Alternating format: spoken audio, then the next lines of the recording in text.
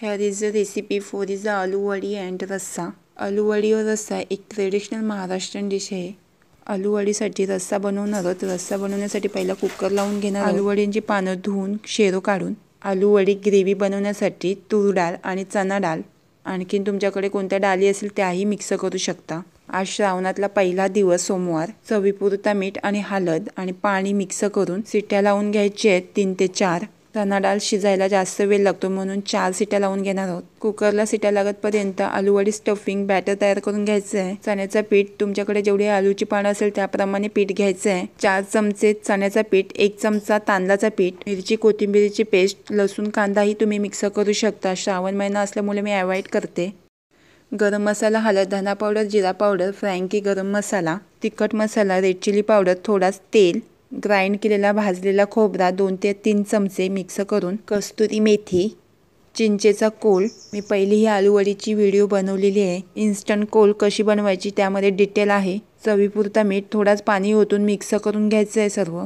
जास्तही बॅटर पातळ करून घ्यायचं नाही, नाहीतर आलू वडी क्रंची आणि क्रिस्पी होणार नाहीत. पानांच्या लेफ्ट साईडनी बॅटर लावून घ्यायचं आहे. तुम्ही पानांना जाडही बॅटर लावू शकता. मी पातळ लावून घेते कारण की माझ्याकडे भरपूर पानं असल्यामुळे पावसाळ्याच्या मान्सूनमध्ये भरपूर पानं येतात. घट्ट अशी गॅप न राहता रोलिंग करून घ्यायची आहेत.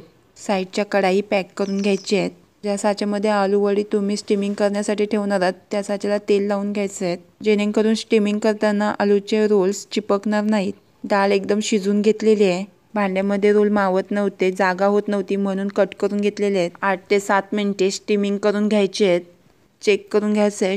स्टिकी लागत असेल तर परत शिजून घ्या. आलू वड्यांचे रोल उतरून थंड करून घ्यायचे आहेत. थंड करून आवडेल त्या शेपमध्ये कट करताना सुरीला तेल नाही तर पाणी लावा आणि कट करून घ्या. शॅलो फ्राय नाही तर डीप फ्राय करू शकता. मी शॅलो फ्राय करून घेणार आहे. आलू वड्या छान अशा क्रिस्पी झालेल्या आहेत. 1 नंबर आणि चवीला पण अप्रतिम झालेल्या आहेत. आलू वडी ग्रेव्ही बनवण्यासाठी जिरा, राई, हिंग, मिरची, टॅमॅटो, तुम्ही कांदा लसूणही टाकू शकता, हळद, गरम मसाला, तेजपानाचा झाड असल्यामुळे मी ओरिजिनल टाकते, कढीपत्ता मिक्स करून सोते करून घ्यायचं आहे. तिखट, रेड चिली पावडर. कुकरला डाळ लावलेली मिक्स करून घ्यायची आहे. मिक्स करून डाळ जाड असल्यामुळे थोडा वॉर्म पाणी मिक्स करून डाळ जाडसर ठेवायची आहे. आलू वड्या मिक्स करून आलू वड्याची ग्रेव्ही जर बनवली तर कमेंट्स करून सांगायला विसरू नका. वरून कोथिंबीर. आय होप व्हिडिओ आवडल्या चॅनलला सबस्क्राईब, लाईक आणि शेअर करायला विसरू नका. खायला आणि बनवायला विसरू नका आणि कमेंट्स करून सांगायला विसरू नका.